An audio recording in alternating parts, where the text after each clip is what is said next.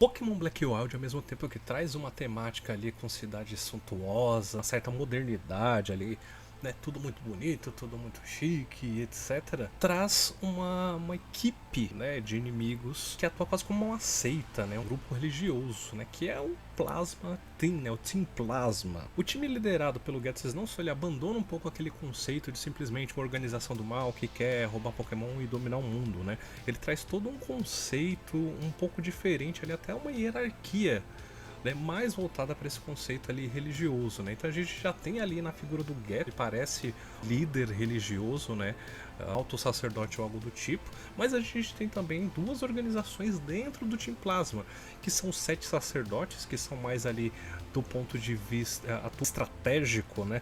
Mover as peças, conseguir aquilo que o Ghetsis demanda, mas também a gente tem ali a Tríade das Sombras, que é mais ou menos como o esquadrão de elite, né, o esquadrão bélico do Team Plasma. E por trás de um plano que tem uma fachada ali de beneficiar os Pokémons, né, livrando os Pokémons da tirania dos seres humanos, né, da exploração dos seres humanos, o Ghetsis sempre teve um objetivo maior. E o símbolo dessa nova era que ele almeja, que ele está correndo atrás, fosse um rei, não simplesmente um líder, mas um rei, capaz de ter uma ligação psíquica e emocional com os Pokémons, e que isso seja usado para esse plano de dominação mundial do Ghetsis. Esse vídeo é sobre o rei dessa nova era, e claro, estamos falando do personagem N. O N não é apenas o líder da equipe Plasma, né, mas ele também é um símbolo de debates bem profundos ali sobre a relação entre humanos e Pokémon, sobre liberdade e moralidade no mundo Pokémon. Prepare-se para descobrir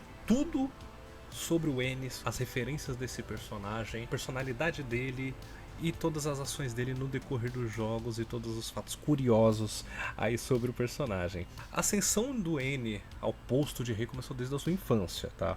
O objetivo do Ghetsis era criar uma máquina de dominação mundial, né? Realmente um personagem ali, uma pessoa que ascendesse ao posto de rei para servir a esses propósitos. E como que ele fez isso? Ele fez isso confinando o N desde criança. Lembra daquela cena de Stranger Things onde é mostrada uma sala de jogos, um lugar confinado onde as crianças que tinham algum tipo de dom eram forçadas a puxar o máximo desse dom para serem transformadas em armas, ao mesmo tempo que eram cercadas ali de vários tipos de brincadeiras e brinquedos infantis? Pois é, o conceito do N na sua infância foi bem parecido, com uma pequena diferença. Ele foi forçado a conviver com Pokémons que ou tinham sofrido maus tratos ou tinham sido abandonados pelos seus treinadores. Esse foi o plano do Ghetsis para transformar a mente do N, para colocar ele totalmente contra os seres humanos e servir ao propósito do Team Plasma, que era, claro, também a dominação mundial, mas sob essa fachada aí de criar um mundo livre para os Pokémon. Comemoração ao lançamento, né, da coleção Amigo de Jornada, que vai trazer de volta a mecânica de treinadores e seus Pokémons, criando uma relação bem próxima entre eles e as estratégias do Pokémon TCG. A gente vai iniciar falando do personagem N, que basicamente é um antagonista ali do Pokémon Black White, um dos meus personagens prediletos, e a gente vai fazer outros vídeos também com outros personagens, mas depende só de vocês. Então depois da vinheta a gente vai contar um pouco mais sobre a história do N. Então já aproveita, tá chegando a vinheta, deixa seu like, se inscreva aí no canal e considere ser membro a partir de R$5, se tiver aqueles R$5 sobrando aí, o que é um pouquinho difícil. Mas se você puder ajudar o canal para a gente continuar criando conteúdo, eu agradeço de coração. E depois da vinheta, o Zubat selvagem vai aparecer e a gente vai contar a história do N, segura aí. Antes de mais nada, eu queria explicar um pouco sobre a origem do nome do N, tá? Não é simplesmente uma sigla aleatória, tá? N, na realidade, significa Natural Numbers, ou números naturais. É um conceito matemático que fala dos números inteiros, né? Os que não são negativos, nem fracionários, etc. Então, se você puxar um pouco lá, Enzo, da época da sua escola lá, você vai lembrar que tinha algumas equações que tinham lá 1, 2, 3 pontinhos até N, né? Isso significa que aquela equação, aquele conceito matemático estava sendo aplicado unicamente aos números naturais, né? Essa é a primeira dica do nome do N. O que reforça essa relação do N com o mundo matemático é porque faz parte da personalidade dele ser um gênio matemático, ser calculista, né? Ele vincular a matemática, que teoricamente é uma ciência exata, ao conceito natural das coisas, né? A gente vê muito isso daí com relação, por exemplo, ao Leonardo da Vinci. Quando ele criava as suas artes, ele tinha todo um conceito matemático por trás daquilo, como a sequência de Fibonacci, né, que ele foi estudada, né, foi definida com base na ordem e número do crescimento dos galhos de uma árvore ou da taxa de reprodução de coelhos, por exemplo.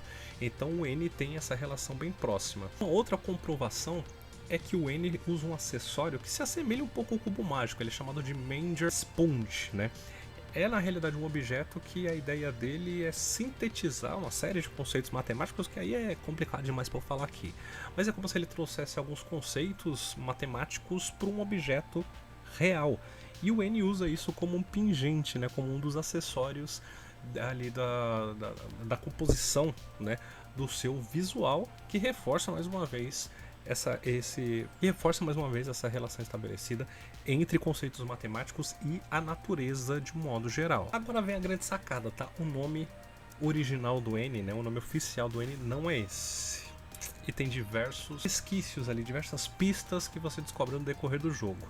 A primeira delas é que às vezes o Getz se refere ao N chamando de Net, e essa é a primeira referência. A segunda, quando você tá ali no flashback, que você tá dentro da sala de jogos do N, tem uma bola de basquete ali parada, e se você interagir com ela, ela vai ter um texto e entre aspas vai estar o nome Harmonia, como se tivesse sido assinado por alguém com esse nome. Pouco tempo depois do lançamento do jogo, né, tinha toda essa dúvida sobre qual era o nome real do N, saiu uma matéria no blog da Game Freak, né, de um dos conselheiros, né, um dos chefões lá da Game Freak, o Junichi Masuda. Então ele oficializou qual que era o nome completo do N e qual que era a sua origem, tá? Então a gente tem basicamente 3 nomes: Natural, né, do inglês, Harmonia do latim e Gropius. Gropius tem um consenso exato qual que é a origem dessa palavra, mas ela faz uma referência a Walter Gropius, que é um arquiteto ali revolucionário da cena de arquitetura alemã. Então teoricamente é um nome de origem alemã, mas não tem nenhuma tradução literal. Então com isso a gente tem o nome completo, né? Natural Harmonia Gropius. Esse é o nome real do N. E se você já sabia disso daí, ou se você não fazia ideia, então já deixa aí nos comentários, interage dizendo o que você acha desse nome completo do N. Esse nome, né, por causa dessa composição ali, ela reforça a ligação, obviamente, com a natureza. A harmonia, né, que é o que o N busca entre os pokémons e os seres humanos, né? Aquele conceito deturpado que ele aprendeu quando era criança com o Ghetsis.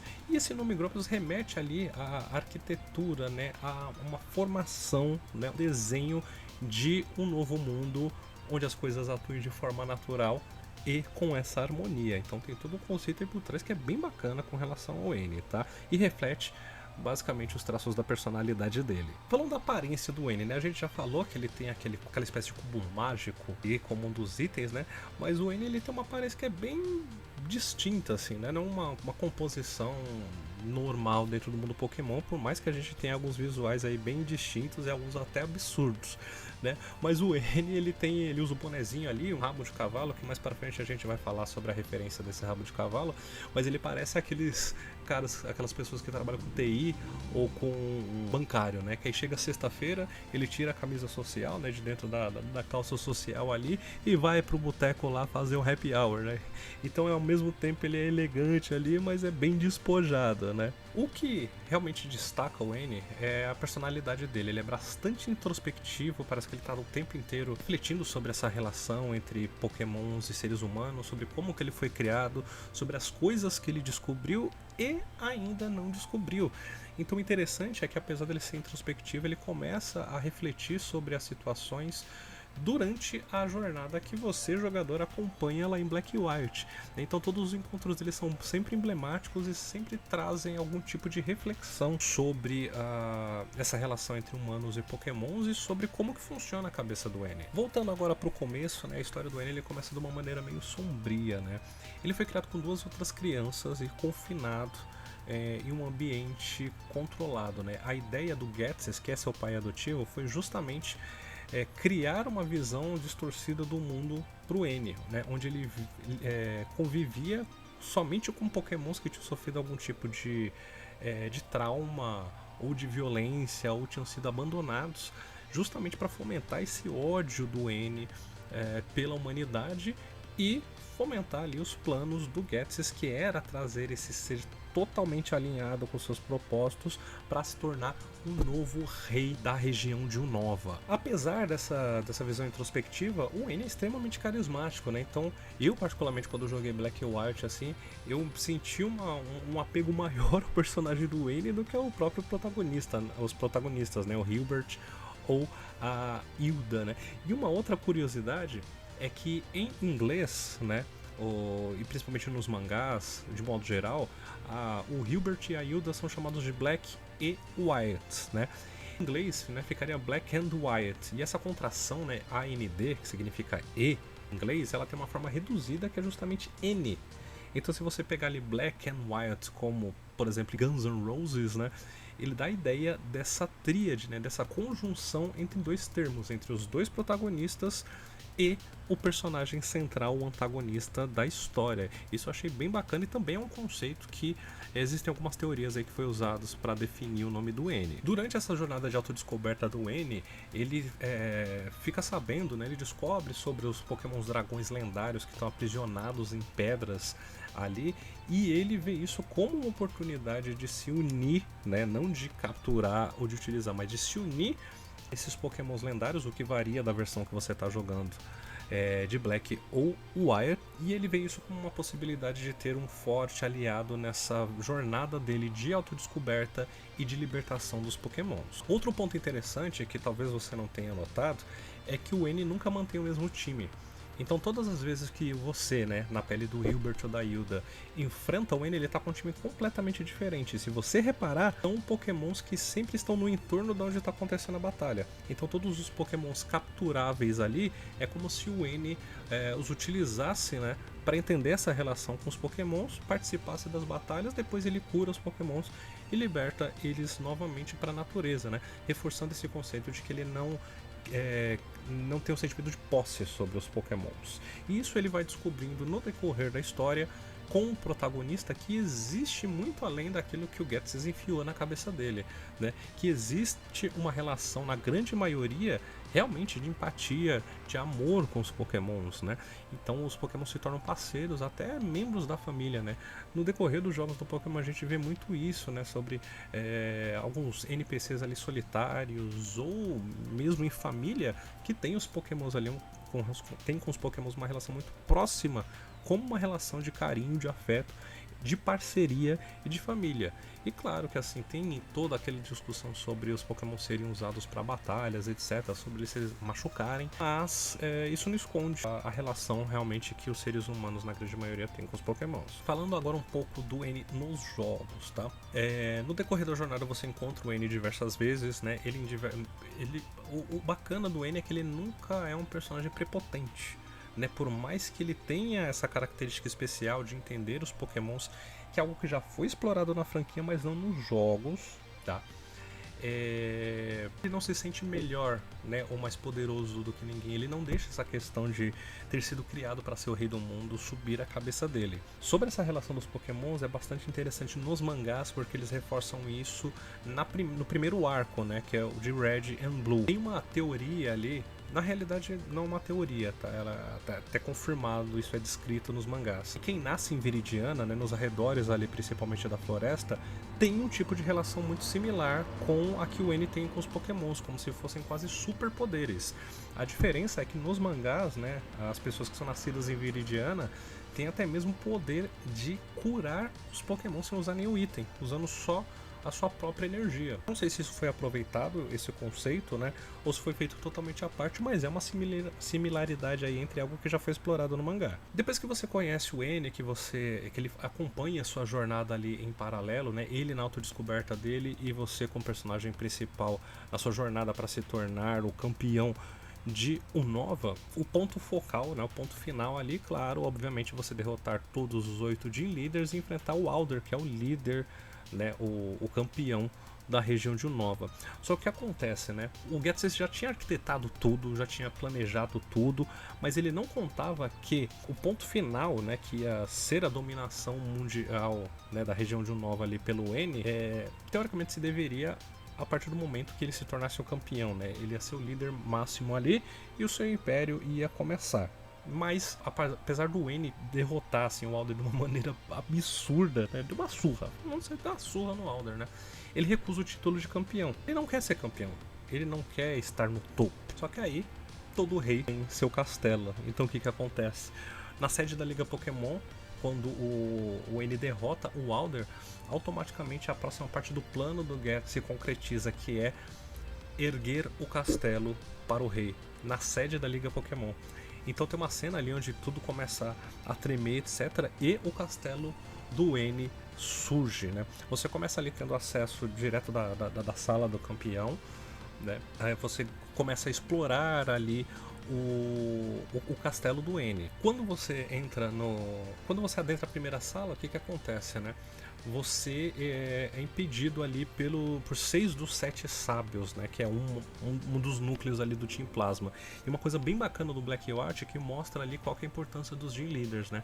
Normalmente os Gym Leaders parecem que eles, na grande maioria das vezes, só servem para proteger os ginásios e entregar insígnias. Mas nesse jogo, na hora que você é impedido pelos sacerdotes de avançar, aparecem para quase todos os líderes de ginásio para combater os 6 sacerdotes e permitir que você continue seguindo, né?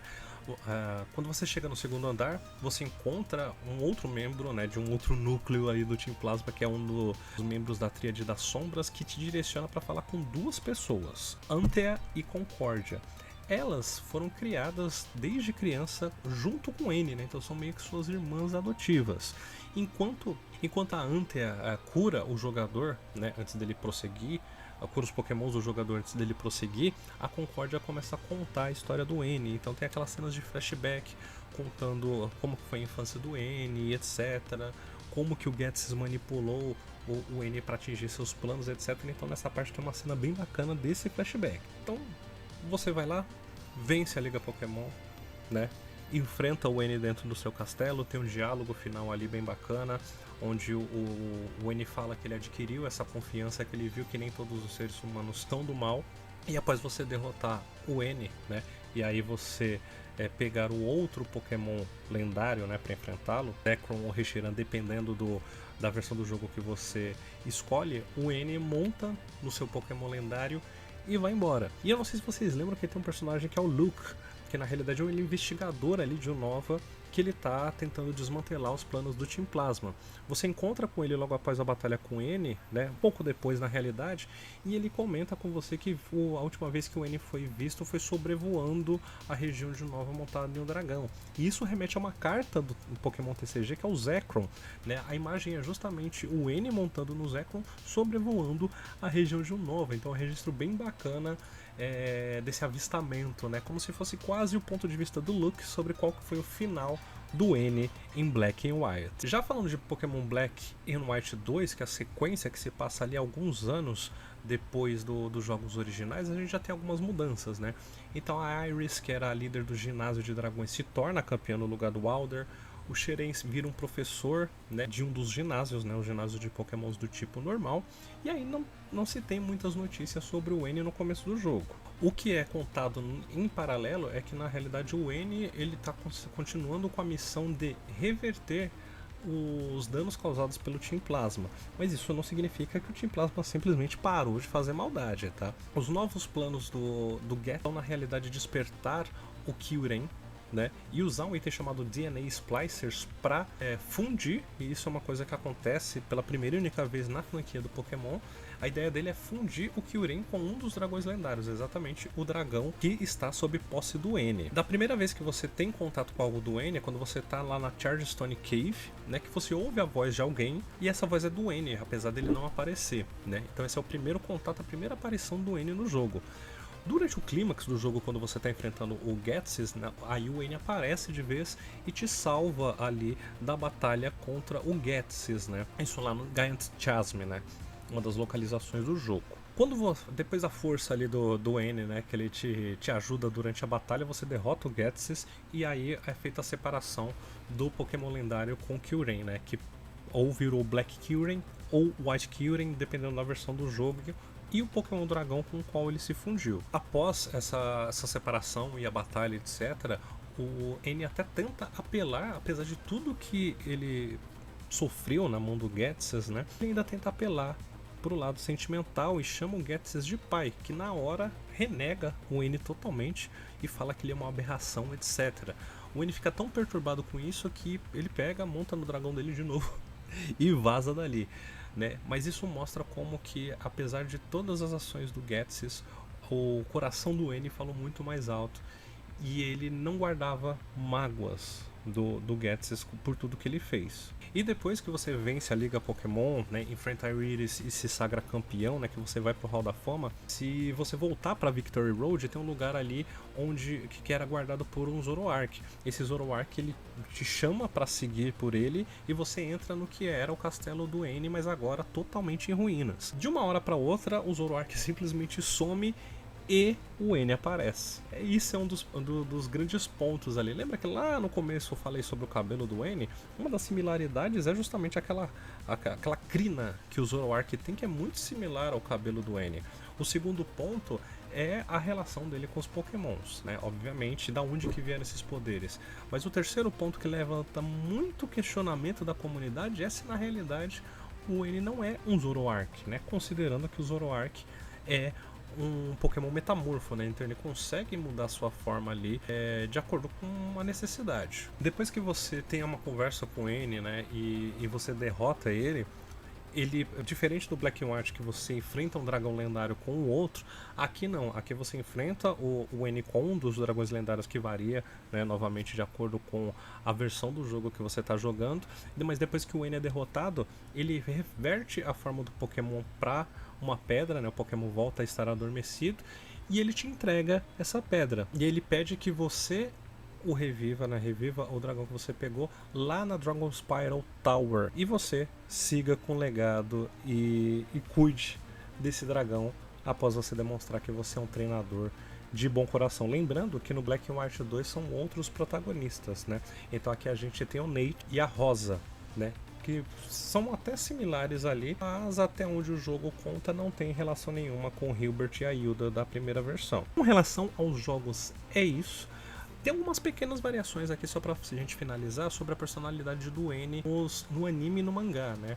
No anime, como ele tem aquela atmosfera mais lúdica, né, menos séria, o N ele aparece como um personagem muito mais carismático, apesar dele surgir como antagonista, e durante vários encontros que ele tem com o Ash, né, e os amigos dele, ele sempre está disposto a ajudar, né, mostrando que, de uma forma diferente dos jogos, que ele não se deixou levar pela lavagem cerebral feita pelo Ghetsis.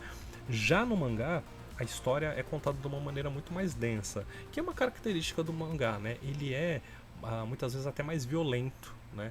Mais sério, ele traz os conflitos ali de uma maneira um pouco mais adulta do que os jogos ou o anime. E claro, né? Pelo fato dos mangás eles terem mais edições ali, eles conseguem explorar muito mais essa relação do N com cada membro ou cada núcleo do Team Plasma. E é isso, galera. Hoje contamos a história do N. Se tem algum fato que eu esqueci, algum fato que você não sabe, ou alguma curiosidade que você quer, deixa aí nos comentários que a gente tenta ir atrás e buscar essas informações para vocês. E eu vejo vocês no próximo vídeo dessa série. A gente ainda tem para falar do Hope e da Lily, né? O Hope de Sword and Shield, Espada e Escudo, e a Lily de Sol e Lua, né? Ou Sun e Moon, que são os outros dois treinadores que vão ilustrar essa coleção nova do Pokémon TCG. Deixe seu like, Enzo, não se esqueça de ajudar o canal. Considere se tornar membro, a gente tem um grupo de WhatsApp, tem diversas ações ali, até brindes exclusivos para os membros, fora que ajuda pra caramba o canal, e eu vejo vocês na próxima. Tchau, tchau!